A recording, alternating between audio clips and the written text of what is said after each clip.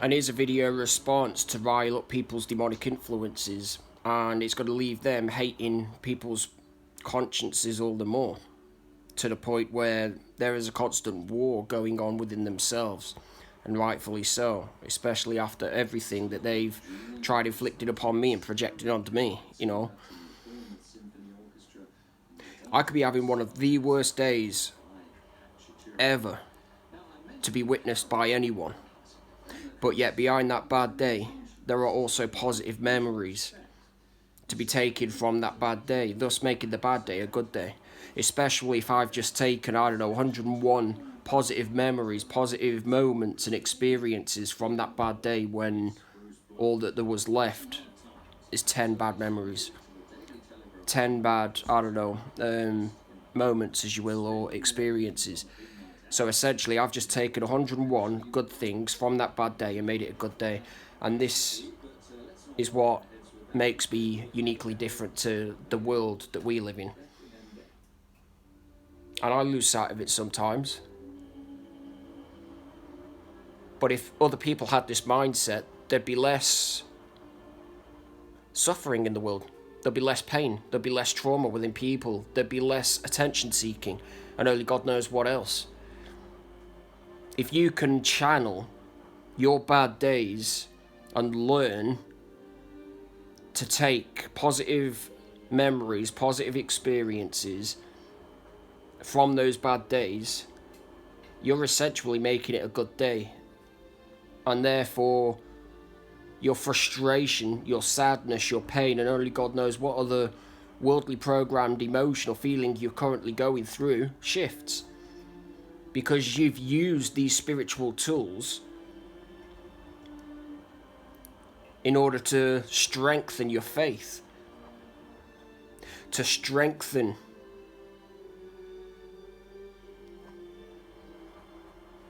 the transformation of your heart and the transformation of your mind. In other words, we are all going through mind shifts. We are all going through dynamic shifts, within the spiritual realm, that is. You could think so low of yourselves one day and believe, that you're not entitled and not undeserving of this, that, and the other, genuine friendships, a marriage, money, as you will, not necessarily within an egotistical type of way like everybody else. You convince yourself with these old ways of thinking, these old patterns, these old beliefs, and they consume you.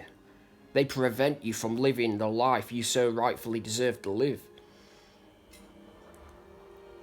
And then out of nowhere, like that, you take your power back, you take your control back, regardless of, your battles behind closed doors. You take your power back. And it's like, well done, people. And you're underachieving deadbeat demonic influences. You tried and you failed miserably. Now, as a form of punishment, you're all going to be hating one another. You're all going to be tearing chunks out of one another because you didn't get your wicked way with me. And this is what it's trying to teach humanity on a whole. Try that again. That's what they are trying to teach humanity on a whole. And being around people that, constantly live within this doom and gloom and, oh, well, it's the end of the world, this, that, and the other, therefore I must live like everybody else. No. Because that rubs off on me. It rubs off on my way in thinking. I don't want to be around that crap. It's pathetic. What, you think Jesus, Christ that is, before he took that cross and died for the sins of mankind, do you think that he was only focused on the pain and the hurt that, the Romans actually inflicted upon him? No. I can guarantee anybody watching this video, he was thinking of the last meal. He was thinking of the moments that he had with his disciples. He was thinking of the moments he had with his mum, his family, as you will. He was thinking of the times he healed other people, strengthened other people, made other people's lives that little bit better by preaching the gospel, by teaching the truth. And that was his way in coping, to switch off from the pain and the suffering. And everybody else out there in this world has that same mentality. And that's what it's trying to teach you. Rather than live within the pain and suffering, use it to your advantage. Reflect on yourselves. Take a step back, look in the mirror. What is it trying to teach you? What is it trying to teach you? Because I can guarantee anybody watching this video, it's either going to make you or it's going to break you. Now, the question is, do you have what it takes to endure the pain? Do you have what it takes to make something of the pain and the suffering in order to be the person that God wants you to be? Or are you just going to buckle under pressure and become that weak little boy and girl, trapped and enslaved within your emotions, like the rest of humanity on a whole, or the vast majority of humanity on a whole even?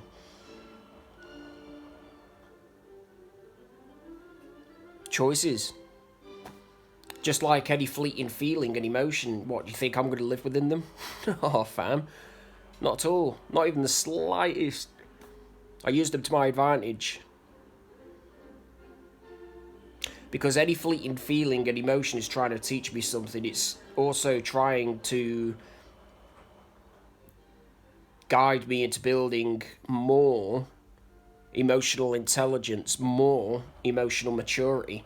Therefore, I get to choose my emotions to any said given experience and moment, whether it be good or bad.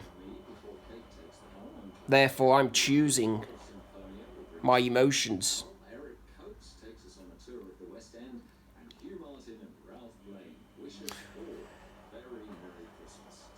And there you have it, folks. So, like I said, you could either allow this pain and this suffering to break you and turn you into a little sissified boy, as you will, or a little sissified girl, you know, trapped and enslaved within their feelings and emotions, allowing them to rule your head and your heart, preventing you from living your life the way that you want to live it, and attracting what, you know, the Bible has to offer you.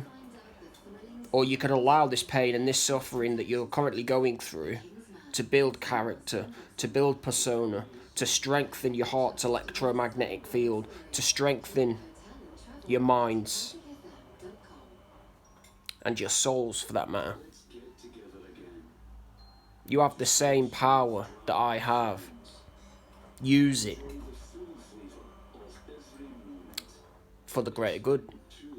And that, my friends, is how I roll.